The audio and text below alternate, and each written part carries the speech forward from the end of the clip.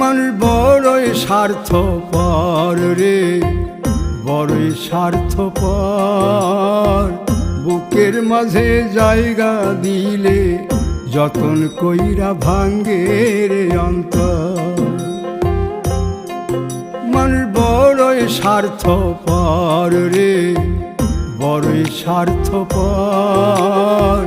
বুকের মাঝে জায়গা দিলে যতন কইরা ভাঙ্গে রে অন্তর।